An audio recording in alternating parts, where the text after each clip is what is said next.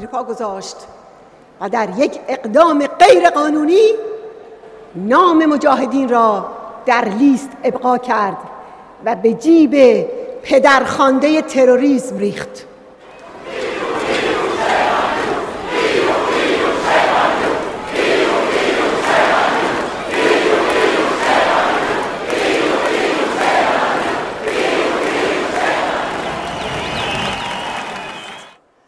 آری شما مجرمید آقایان، شما مجرمید که مقاومت علیه فاشیسم مذهبی را تروریست قلمداد کرده اید.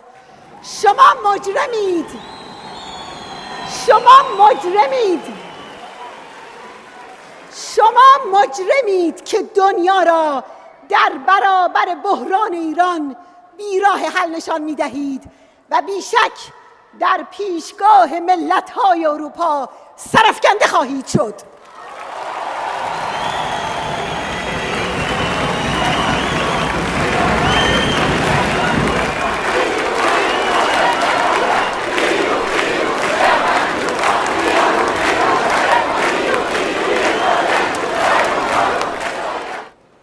اما حقیقت مهمی که قدرت‌های بزرگ غرب تا امروز آن را نادیده گرفتند این است که مقاومت ایران مهمترین و مؤثرترین کلید تحولات ایران و این منطقه است. مقام وزارت خارجه انگلیس در نامش هشدار میده که هر گونه اقدامی برای حذف نام مجاهدین از لیست باعث بی‌ثبات کردن رژیم خواهد شد. بله، این قلب دعواست. برداشتن نام مجاهدین از لیست ارکان آخوندها را به لرزه در می آورد، چون شیشه عمر رژیمشان در دست این مقاومت است.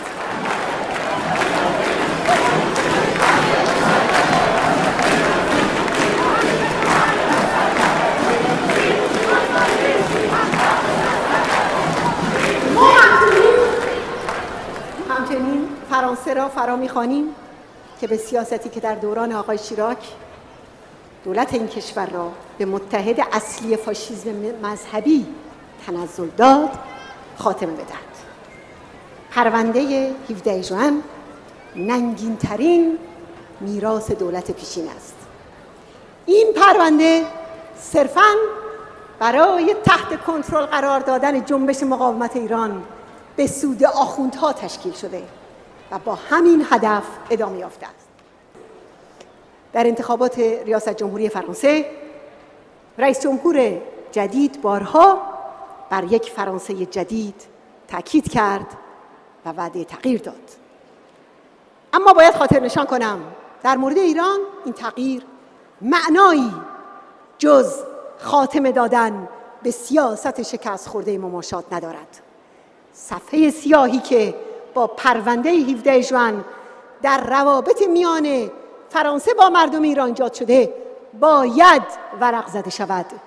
این مهمترین معیار تغییر است. Mesdames et messieurs, chers amis, je salue chacun d'entre vous. Votre présence ici démontre la solidarité et l'amitié profonde entre le peuple français et le peuple iranien. En Iran, les femmes, les étudiants, les ouvriers et les autres couches en colère de la société qui se sont soulevées plusieurs fois ces derniers mois contre le régime des mollahs se sentent soutenus en vous voyant. La cité d'Ashraf, en Irak, où se trouvent les moudjahidines du peuple et qui résistent à une vague de terreur, de l'intégrisme des mollahs, se sont soutenus en vous voyant. Pour eux, vous incarnez les valeurs essentielles de l'Europe, comme la démocratie et la justice. Et dans les Français, ils voient la liberté, l'égalité et la fraternité, et la France de droits de l'homme. Une France qui n'est pas aux côtés du fascisme religieux. Une France qui ne participe pas à la répression de l'opposition. Une France qui respecte l'aspiration des Iraniens à la liberté, la justice, la laïcité et l'égalité. Les événements